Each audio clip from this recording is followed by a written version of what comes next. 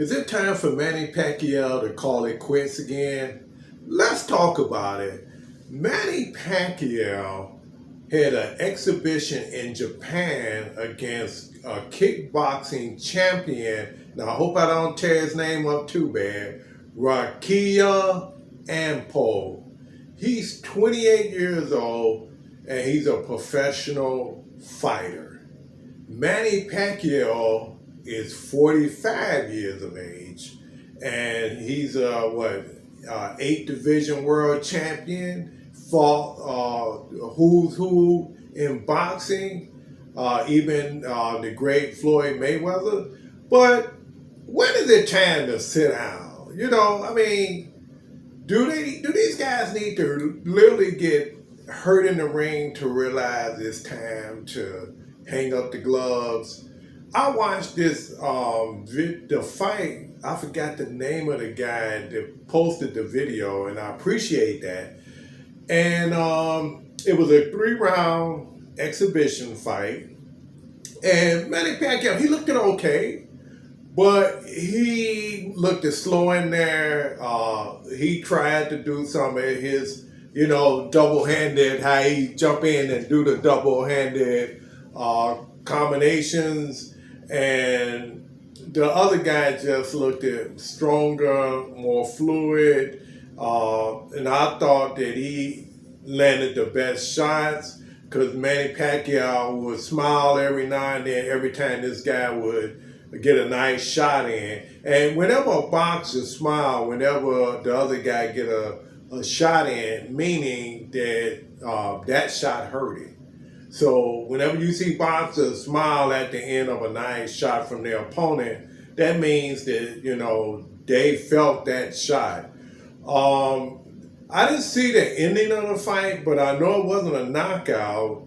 So if it's not a knockout, that means that, they don't announce who won, who lost. So, if I scored that fight myself, I would have said that Manny Pacquiao lost that fight. I thought that the Japanese kickboxer was the better fighter in that exhibition. However, there wasn't a knockout, so, we'll never know by the judges who won, because you got to win by knockout, and there wasn't a knockout. So Manny Pacquiao, he was okay. But, at 45 years of age, I think Manny Pacquiao is worth like $250 million. He clearly doesn't need the money. But, boxers from the Alis to Mike Tyson's and Larry Holmes, and the list just goes on and on. Sugar Ray Leonard, they just don't know when to quit. So, I guess they got to get carried out of the ring to realize that the best years is behind them. Speaking of Mike Tyson, 58, he's back on with Jake Paul again, because Jake Paul recently fought Mike Perry, who's a bare knuckles fighter, and Jake Paul is 27, Mike Tyson is 58. So he felt good about that fight. He had a 6-round knockout, I believe. And so Jake Paul felt good about that fight. So now he's back on with taking on the great Mike Tyson at 58. Now, I can see if Jake Paul took Mike Tyson on in his prime. But, Tyson is going on almost 60. He's almost a senior. But these young guys, they don't have a problem with it. Just as Gervonta Tank Davis, 29 years of age, challenging the great Floyd Mayweather Jr. at 45 years of age. And I really hope that Mayweather don't get in there with Gervonta Tank Davis. I don't know if you saw his last fight when he fought Frank Martin. He had an 8th round knockout. And he just looked really good, and that looked really sharp. So for Mayweather to get in there with a young lion like Tank Davis, I think that would be a bad mistake. Even though it's like a soap opera with these guys, they constantly bickering and going back and forth, and allegedly, Javante Tank Davis was caught Mayweather at the airport in Dubai, I believe it was, and they got into a scuffle. I don't know how true it is. So it was another YouTuber that posted it, so I'm gonna say allegedly. But again, I think what they're doing needs to stop, because Mayweather was his mentor and he brought him along. Javante Tank Davis, the superstar now. I just think they need to just move on from each other, and just, hey, we had a great run. Let's move on from it, all this bickering, fighting, talking about each other and telling each other's business and all that, that's some petty shit. I just think that they need to just, move on from it. What about Terrence Bud Crawford now? Terrence Bud Crawford, the undisputed welterweight champion, he's moving up to 154 junior middleweight, and he's going to be taking on Israel Madrigal, and I believe he's from Russia. Those Russians, they some tough fighters. All them Europeans, they big and they powerful and they strong. So he's moving up to 154. Jermell Charlo wanted to fight Crawford forever at 154, but since Charlo lost to Canelo Alvarez, he haven't been the same. He's going through a lot of turmoil and what have you. And I'm not going to get into the man business. It's all about boxing here. But Jermell Charlo haven't been seen in a while. What is he up to these days? Rumor has it he's getting a divorce from his beautiful wife. But again, it's all alleged. And his brother Jamal Charlo, he's going through his stuff. It's amazing how these guys rolled all the way up to the top, and then now they both fail now. First it was Jamal.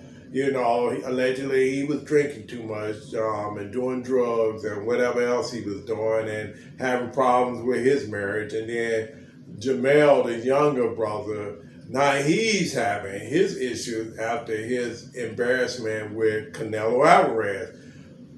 I thought it was going to be a really good fight because Jermell Charlo was undisputed too. So, but, weight matters. And, and Canelo showed it that weight really does matter in boxing. And so, we don't know what's going on with that, with the Charlo brothers. But, I really would have liked to see Terrence Crawford fight Jaron Boots Ennis, the IBF champion. And that fight might still happen. I just think they need to kind of build it up like Crawford and Spence did. They build it up where they both made tons of money off the fight. And I think Ennis need to get that opportunity to fight the best in the welterweight division, which is Terrence Bud Crawford, before Crawford, truly moves up to 154. I would like to see that happen. Even though Boots is a quick, slick fighter, I just think that Crawford is just a more craftier, talented fighter that if they ever met in the ring, hopefully it won't be too long, that I think that Crawford would win. But we got to look at something now. Crawford is 36 years of age, and Ennis is 27 years of age. So again, Father's time is right around the corner for Bud Crawford. Now Earl Spence, did he retire? I think he's still rated like number 2 or 3. But is he fighting anymore? I know Crawford put a whooping on him, and I don't know if Earl Spence is still fighting, or did he retire, or he just taking time off. I don't know. Whatever happened to Virgil Ortiz? Because Virgil Ortiz always wanted Jaron Ennis to fight Virgil Ortiz. Now, I think Virgil Ortiz moved up to 154. You know, so, and I saw him, he fought, I forgot who he fought at 154. It was okay. But I would have loved to see him take on Jaron Bruce Ennis. But it seemed like he faded. He just faded. But what's happening there, it's like jobs. You know, when you're on a, you know, the young people really can't move up if the older people are still around, right? Now, you know, I get it that, you know, if you're an older worker, you know, you need the money in most instances, so you got to continue working. Well, if you're still there, that means that the younger guy don't get a chance to move up, and he gets old in his position. And I think that's what's going on with Jaron Ennis, that, you know, he really haven't fought anyone because, he's been shadowing, Earl Spence Jr. and Terrence Bud Crawford. But Spence has been real quiet, and Crawford is moving up to 154. So I think Jaron Ennis is going to get some, he's going to get a lot of opportunities in the welterweight division, because the welterweight division is a really good division. We got a lot of good fighters in that division. So it remains to be seen, but I would have loved to see Terrence Bud Crawford versus Jaron Bruce Ennis. That would have been a great fight to put together, and they would make a lot of money. So it remains to be seen. Let me know what you think. Again, this is Kay, back at it with a new video. Press like if you like my video. Don't forget to subscribe.